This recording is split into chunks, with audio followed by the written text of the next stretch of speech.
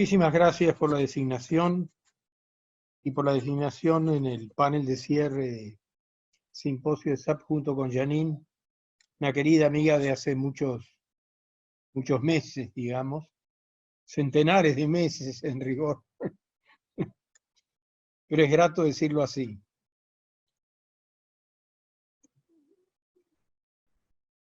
En la medida en que el trabajo ha sido distribuido y en honor a la elasticidad del juego de intercambio, no voy a leer literalmente lo de las páginas, voy a ir comentándolo, sus núcleos principales, pero quiero aclarar sobre todo al comienzo que está dedicado a la memoria de Ricardo Abenbow. Decidí eso por obvias razones que todos comprenderemos y por un cariño muy profundo que nos teníamos y por una suerte de tontería existencial que hizo que nos definiéramos desde timideces recíprocas como amigos a distancia, lo cual ahora uno lo piensa como un error, pero bueno, son cosas de la vida. Dicho esto, paso al material. Es un material elegido de profeso, donde no aparecen cosas demasiado extrañas, precisamente para que nos permita pensar qué es lo que hacemos en circunstancias de resistencias peculiares, de encontrarse con dificultades para que la experiencia del inconsciente se abra, se expanda, se potencie, porque los materiales sumamente complejos fascinan o llaman la atención precisamente por los recovecos que plantean. Este en lo aparente no lo es, y por eso me parece estratégico para discutir condiciones actuales de nuestra clínica.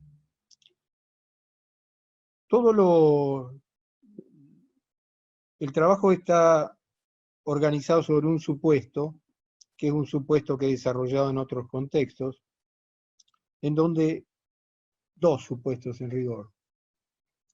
En primer lugar, que los pasos fundamentales del método inventado por Freud persisten, incluidos y transformados en todos los métodos que yo conozco psicoanalíticos actuales. Muy incluidos, muy transformados en algunos casos, pero de algún modo perduran. No definiendo desde ese punto de vista una ortodoxia, pero sí una trayectoria en común que permite hacer discusiones productivas, tomándolos en el estado actual de la ciencia nuestra. El otro punto es que la aparición de lo infantil en la cabeza y en la clínica de los psicoanalistas produjo un salto cualitativo importante, la aparición jerarquizada y densificada de lo infantil, en la medida que sustituyó epistémicamente el carácter heurístico que tuvo el trauma en las primeras épocas. Freud se organizó en su indagación alrededor del concepto de trauma singular, traumas múltiples, y luego fue complejizado con una cantidad de desarrollos que todos conocemos. Pero la tensión existente, la tensión de búsqueda de algo acontecido que nos convoca y al mismo tiempo se esconde, se reprime, se disocia, se escinde, persiste en toda la obra freudiana. Yo creo que la jerarquización de lo infantil produjo una sustitución de ese núcleo epistémico clave, transformándose en un atractor fecundo con sus múltiples variaciones y generando al mismo tiempo una tensión entre lo actual a dilucidar y lo de allá y entonces a indagar, a dar renovada vida. Esta es la configuración de fondo que se hace al trabajo. En el primer punto hablo de Juan, que es mi paciente, que es una persona extraordinariamente agradable, y esto de extraordinariamente hay que subrayarlo, porque precisamente planteo las dificultades para hacerle daño, entre comillas, es decir, para perforar sus resistencias y producir algún tipo de mortificación, de desagrado o de dolor en última instancia. un chico solitario, que hubo de hacerse cargo prematuramente de la cantidad de tareas que lo sobrepasaba.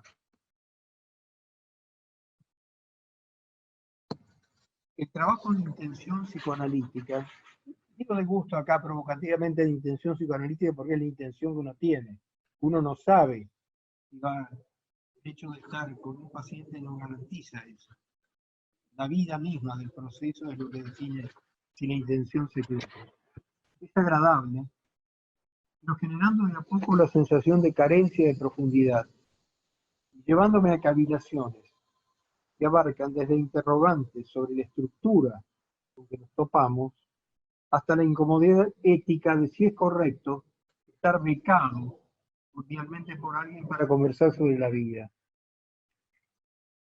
Hay esclarecimientos y elaboraciones, pero todo dentro de un proyecto instrumental que a pesar de lo simple me costó captar, que el análisis de él en rigor estaba destinado a otros, a sus familiares, a la gente que dependía laboralmente de él, y que él se transformaba solamente en un instrumento para perfeccionar su dedicación, obteniendo en todo caso un beneficio colateral y siéndole muy grato conversar conmigo acerca de cosas que le acontecían.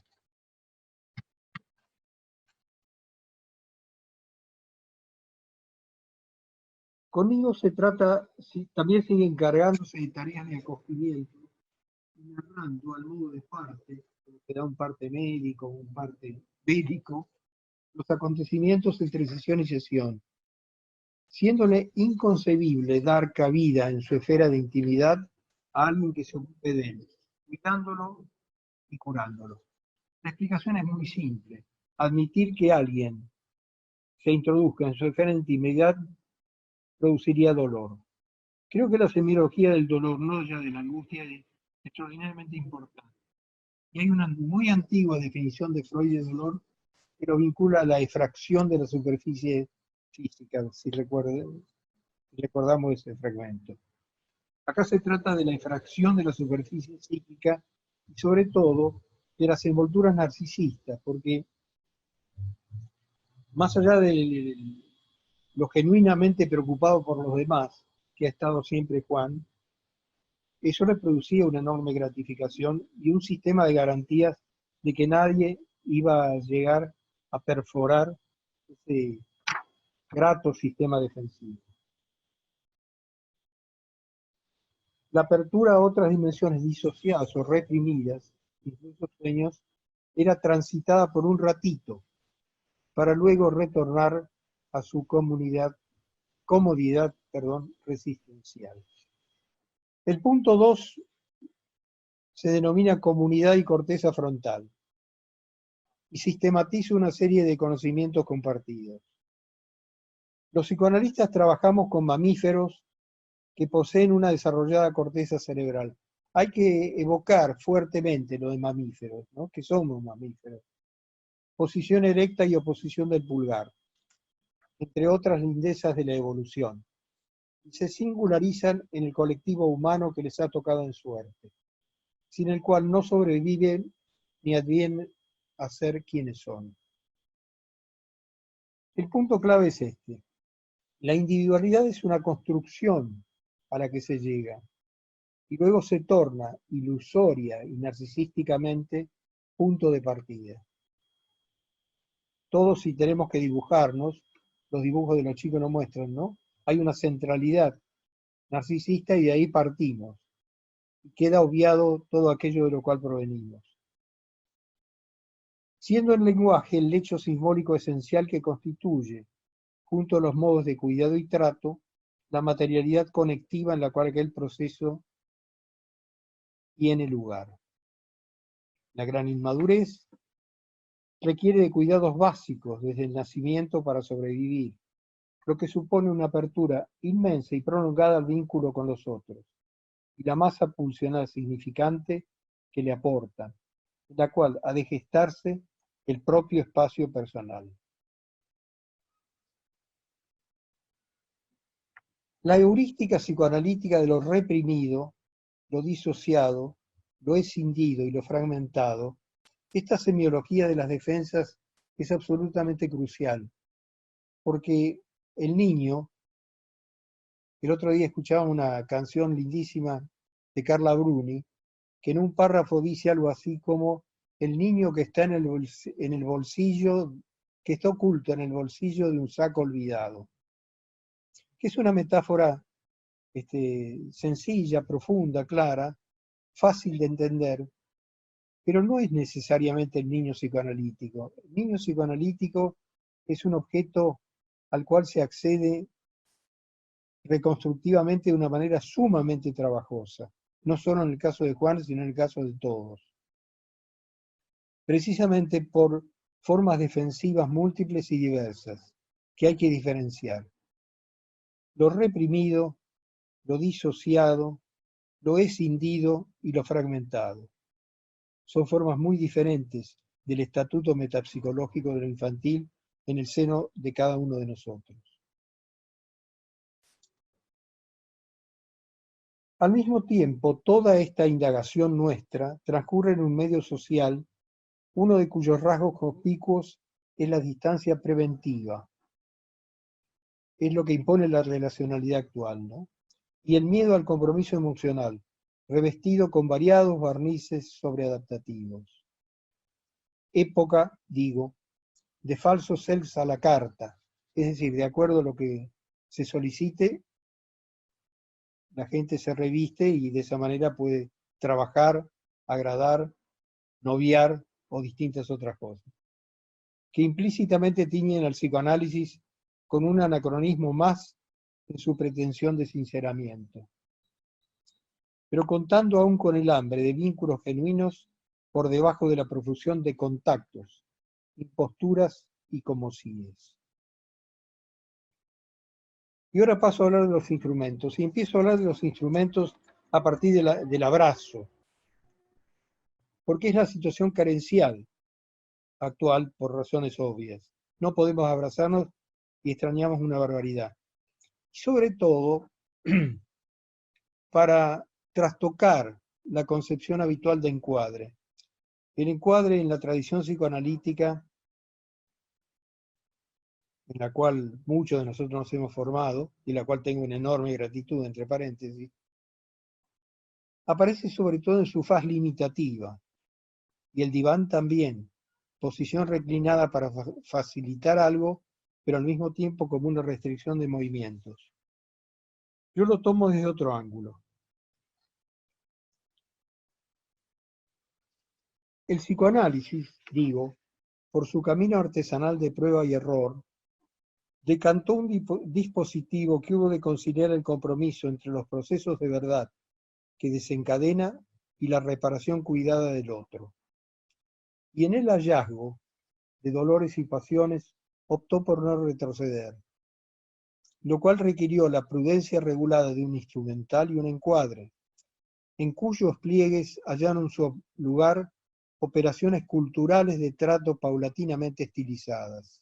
Es decir, lo que hacemos en el análisis no es ningún invento, sino el uso de operaciones simbólicas relacionales pulidas, decantadas y transmitidas en la delicadeza de su uso de generación en generación y potenciadas en sus posibilidades comunicativas. Así se gestó la simbólica actitudinal de una suerte de abrazo, surgido desde las tradiciones de cura y regulado por virtud sublimatoria, que desde los niveles maternales que convoca, llega a constituir la continencia simbólica de un psique-soma que incluye, acepta y piensa el ser del otro, sea éste como fuere. Vínculo de incondicionalidad usualmente llamado materno, pero que puede darse con independencia del sexo manifiesto del que cuida. De hecho, las calidades, el acogimiento profundo y el mensaje de disponibilidad absoluta proveniente de hembras o de machos biológicos humanos dan cuenta en lo concreto de la magnitud de diferencia de especie de aquel mamífero con la gran mayoría de otras. Y en la medida que esto se pone en juego con la oferta implícita de receptividad sin condiciones, propia de la regla fundamental, se abre el tiempo del sin tiempo del inconsciente puesto en juego. Todo lo cual implica muchas cosas, entre las cuales que lo presencial sea constitutivo del procedimiento y demande un esfuerzo enorme el sustituirlo de algún modo, como lo muestran las circunstancias que nos toca vivir. Por supuesto que uno puede adaptarse, pero sobre todo lo que uno detecta son rasgos sobreadaptativos, con un esfuerzo colosal. Por otra parte, la abstinencia y la mesura se constituyeron en rasgos emblemáticos de nuestra clínica, dando lugar a gestualidades similquirúrgicas, para preservar un vínculo de trabajo posible, dadas las magnitudes pulsionales y las emociones básicas convocadas. Por eso se tardó tanto en recuperar la legitimidad de la empatía y de lo lúdico, incluso el remedio activo de carencias. En verdad, la tradición enseña que en las primeras épocas los psicoanalistas eran mucho más espontáneos, pero derrapes pasionales que pertenecen a la picaresca o a la tragedia del psicoanálisis. Y la complejización y duración del procedimiento fue consagrando un pautado de sobriedad y distancia. La admisión con reticencias de la contratransferencia abrió caminos, aunque en su propio nombre se trasunta en concebirlo como respuesta desde lo transferido en analizando, y no de movilizaciones autóctonas del analista, en función del juego proyectivo-introyectivo y del campo constituido.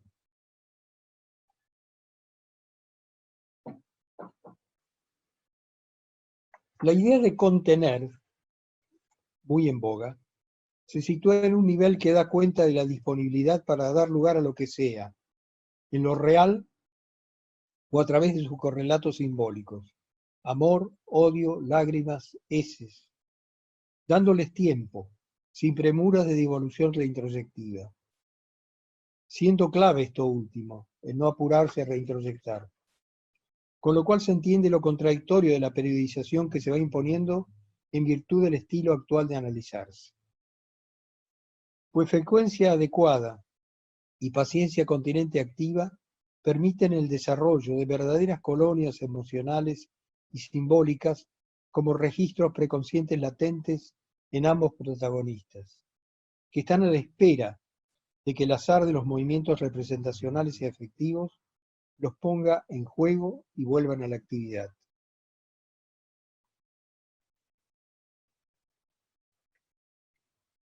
Estos aspectos que requieren de tiempo para consolidarse, para estar ahí en souffrance, a la espera, son semejantes a los que en el análisis de niños ciertos juegos de ensamble dejados a medio hacer se recuperan de manera sorprendente, recobrando inusitada importancia y creando nuevas hilaciones de sentido. El gesto cohibido y sublimado de brazos abiertos muestra así la versión de continencia más que de encuadre restrictivo, con toda su densidad simbólica e instrumental, al representar la dimensión receptiva de una mente capaz de espera, metabolización y generación de frutos enunciativos o paraenunciativos.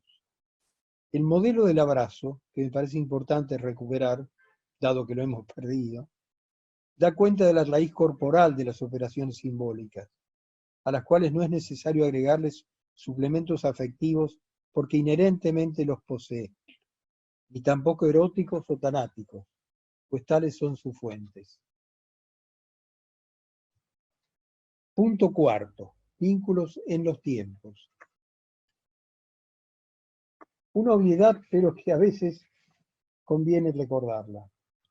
Remarcar la esencia vincular de nuestra clínica no quiere decir estar refiriendo todo lo que acontece en la relación psicoanalítica, sino saber que aquella posibilita, crea y subtiende lazos y redes que se constituyen de hecho en los materiales con que trabajamos. Y que la persona del analista, aunque dramatiza prescindencia, siempre está presente, pero bajo la forma de la exclusión activa y el sostén de la percepción flotante. La clave es que la compacidad, lo compacto, adaptativo y sobreadaptativo, se abra, y la división de la personalidad psíquica, este no solo es el título de un trabajo de Freud, sino es un trabajo donde se enuncia, a mi entender, la heurística freudiana, abrir la personalidad psíquica, para mostrar su heterogeneidad, así como el haz constitutivo de relaciones de objeto, o freudiano, esto, imbricado en lo actual relacional, basculante entre repetición y diferencia. Es en este punto que nuestra tarea merece el nombre de oficio de subjetivación, pues entre la familiaridad y la extrañeza transitamos diversos modos de concebirse y situarse en el mundo. Y es así como las verdades pueden realizar su tarea de transformación y generar formas posibles de crecimiento psíquico. Punto quinto. Juan de nuevo. Juan Grande, que es realmente lo que uno podría decir una persona macanuda, puede coincidir con Rafael Grande en que el mundo tal como va no sigue un buen camino, expoliado por entes amorales y poblado por gentes que en alta proporción viven como pueden, y más de 3.000 millones muy mal, regidos por un poder financiero imparable y telemáticamente potenciado. Y esa coincidencia nos conforta, sin que en ningún caso se transforme en una conversación de amigos. Más aún, de algún modo sabemos, por concurrencia empática, permeada a través de pequeñas señales, que nos desagradan a ambos ciertos rasgos. A él esto lo obsesiona, la tilinguería, al cual alude críticamente cada tanto y con los que, por razones de oficio, tiene que convivir. Ese enterarse en complicidad, aborrecer a algo en común, que es una cosa muy de amigos, requiere ser cuidadosamente modulado, pero no expulsado malamente de la complejidad empática. Al contrario, la vigoriza en un lazo amistoso potencial que no se consuma, de modo análogo a lo que ocurre en otros casos con la coartación en su fin y sublimaciones logradas de las contingencias eróticas contratransferenciales. Está claro, ¿no? Se trata de ir dando lugar y constatando la constitución de una versión nueva del self y autóctona del psicoanálisis. Sin el psicoanálisis, en el proceso analítico, esto no existe. El adulto en proceso psicoanalítico, abierto al surgimiento de una dimensión otra en todo lo que se manifiesta en superficie, que acepta salirse de la linealidad literal y en un plano más desarrollado de lo mismo, asumir la polivocidad que juega en la productividad neuroide. Acá hay creación de vínculos y creaciones de versiones del self. Se refuerza la identidad psicoanalítica del psicoanalista y se crea un ente nuevo, el adulto en proceso analítico, que no es el adulto adaptado de la cotidianidad. Análogo al niño que juega en sesión sabiendo que hay en curso otro plano con el analista, que lo define a este como tal, por centrar y salir de la escena lúdica con modulaciones adecuadas. Si en el azar de la vida tenemos la fortuna de hallar depositarios para el metabolismo secreto de aquellos contenidos que nos dañan o nos duelen, podemos suponer una estrategia de sobrevivencia adecuada, cosa que Juan parece haber hallado, por lo que cabe hablar en él de adaptación lograda. Pero la cosa cambia si pasamos a una perspectiva global de la situación vital, que se corresponde con una consolidación caracterial sobreadaptativa que configura una suerte de neurosis actual, por sobrecarga de tensión y de alertas sensibles respecto de los otros que para él son sin descanso, que se refuerza en un contexto de pandemia y convivencias concentradas, también en el encuentro a distancia conmigo, con sus forzaturas vocales y de músculos del cuello, que ponen al microscopio rasgos caracteriales habitualmente inaparentes. Pues Juan sostiene girando diversos platitos de circo sin respiro, anticipándose a las contingencias que pudieran ocurrir a sus seres queridos y también en otros círculos de preocupación. La predictividad, que es clave en sus actividades empresariales, es sin duda una virtud funcional valorable, pero tiene el costado de tensa anticipación a lo traumático que la torna en oficio agotador y que continúa tal cual desde su más tierna infancia. Él siempre tenía que predecir, desde lo más elemental, a qué hora iban a llegar los padres a la casa, cuando estaba solito, o hasta a qué hora tenía que ir preparando algo de la comida que la madre iba a hacer cuando llegara, y etcétera, etcétera. Acá hay una cita de Freud que es muy pertinente. Si en periodos más tardíos de la vida estalla una neurosis, el análisis revela, por lo general, que es la continuación directa de aquella enfermedad infantil, quizás solo velada, constituida solo por indicios. Los conceptos de formación neurótica, personalmente lo he trabajado muchísimo, de complejidad entre lo infantil, las vivencias infantiles, lo traumático infantil y el adulto, ha hecho que se pierdan estos aspectos que son absolutamente relevantes y que él enuncia en las conferencias introductorias al psicoanálisis. Dice él, termina la cita, como dijimos, dice Freud, hay casos en los que la neurosis infantil prosigue sin interrupción alguna como un estado de enfermedad que dura toda la vida. SIC. Y es en este punto donde nuestro oficio se legitima, como ciertos alivios lo van señalando, que exigen el precio a pagar de la omnipotencia reparatoria subyacente puesta en entredicho. Porque este es el componente narcisista. Repara a diestra y siniestra y por lo tanto es una especie de ser maravilla.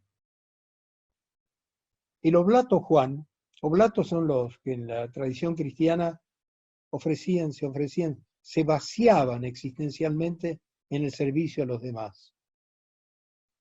Que en su dolorosa peripecia infantil se confundió con un Dios menor porque no alcanzaba a ser todo, era un Dios fracasado, ¿no? Pues más allá de reparar y cuidar a todos, de hecho buscó la cura, tiene que atravesar la peripecia, llamada posición depresiva en la escuela kleiniana, de soltar la mano de los otros que tanto cuida, volcándose con toda legitimidad sobre las heridas de Juancito y el dolor que conlleva. Coda, final, por definición de coda. La individuación, como dijimos, es un punto de llegada, no de partida. Y es siempre inconclusa, pues se trata de un sistema abierto que en todo caso ilusiona completud y clausura. Las marcas de la dependencia primaria son indelebles y en todo caso se reescriben sin borrarse en sistemas sucesivos de memoria somatopsíquica. Tales son los horizontes geológicos en los cuales el psicoanálisis asienta su práctica, poniendo en juego haces relacionales diversos que tramitan fantasmáticas reprimidas y se expanden, transfiriendo sus cargas a los vínculos actuales y generando desde ahí presentes densos de pasado. Laten allí diversas formas de lo infantil, reformuladas o intactas, benignas o traumáticas, a la espera de vínculos propicios para por fin realizarse o por fin extinguirse, pues Tánatos tiene también su lugar en el trabajo de Eros. ¿Qué quiero decir con esto? Cuando Juan finalmente descansa, como uno de los frutos del trabajo analítico, deja de hacer maravillas, descansa, inercialidad tanática, pero que está al servicio de Eros. Para entender esta dramática que se despliega en la vida y se expande en la transferencia, se requiere una modelística acorde a su complejidad y dinámica específica, fundada en concepciones de self en relaciones de objeto, que no tiene por qué liquidar las metapsicologías precedentes. En ellas se sostiene la importancia de la economía pulsional en general, así como la estratificación de las estructuras que constituyen una formación neurótica y el englobamiento narcisista de las mismas. Para dar cuenta de ello han de converger narrativas, Para mí lo narrativo no es algo superficial que cuenta, mientras que la metapsicología explica.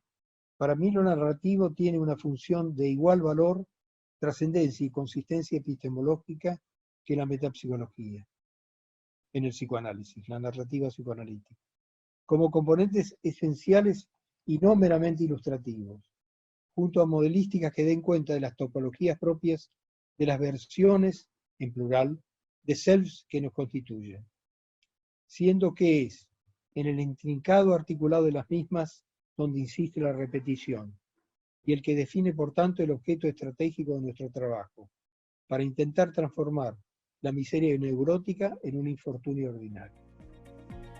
Gracias.